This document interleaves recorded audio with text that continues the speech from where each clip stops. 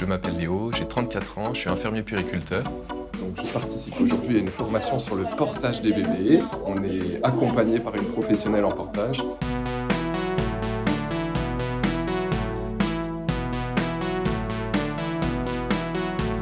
Le métier de puériculteur, c'est un infirmier à la base qui est expert dans la prise en charge et l'accompagnement des enfants et de ses parents.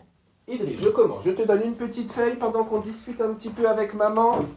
On résume souvent les métiers de la petite enfance au fait de devoir changer des couches. Donc effectivement, ça fait partie de mon travail, mais il n'y a pas que ça, c'est une infime partie de mon métier. Ça passe par le développement de consultations médicales à visée préventive, l'organisation des bilans de santé en école maternelle, mais aussi l'organisation de visites postnatales aux jeunes parents qui rentrent à la maison, qui peuvent avoir plein de questions, des doutes, et on vient pour les rassurer, pour les conseiller. Donc vraiment, les dernières recommandations de l'OMS vont dans le sens de partager sa chambre jusqu'aux 6 mois de votre enfant, donc faire du cododo.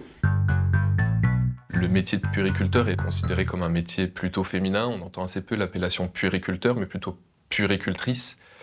Déjà, sur mes études d'infirmier, on était très peu d'hommes, une quinzaine pour une promotion de 120-130 personnes. Et l'écart s'est encore creusé sur la formation de puériculteur, puisque depuis que je suis sorti de l'école de puériculture, le nombre d'hommes se compte sur les doigts d'une main.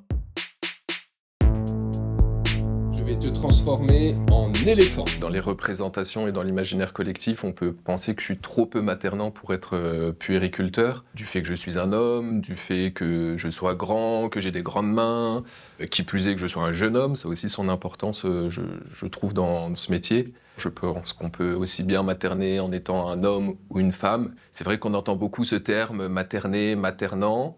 Le terme paterner n'existe pas, ou peu, ou très récemment. Si effectivement materner renvoie plutôt à une image un peu positive, de quelque chose de cocooning, de doux, à l'inverse, paterner renvoie plutôt au stéréotype du paternalisme.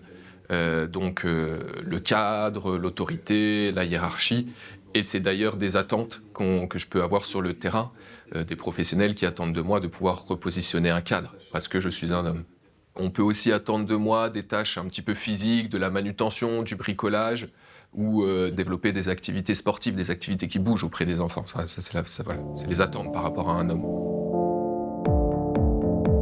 J'ai eu quand même des situations de refus de soins du fait de ma place d'homme dans ce milieu de femmes.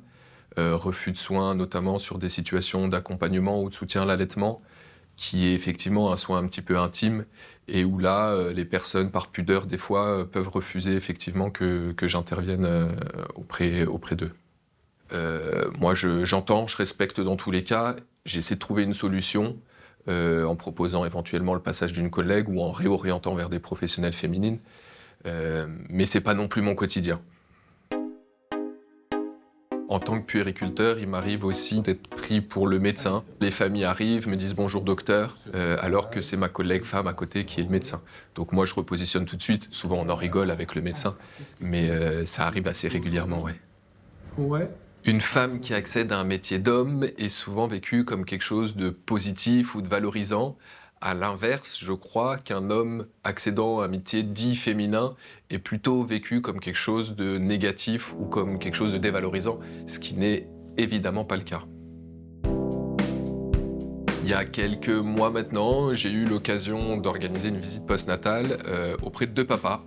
Alors c'était rigolo parce que du coup on s'est retrouvés à 3 bonhommes autour d'une table avec une petite puce au milieu et pour le coup on a déconstruit tous les clichés qui pouvaient exister sur l'image du couple ou l'image du professionnel de la petite enfance.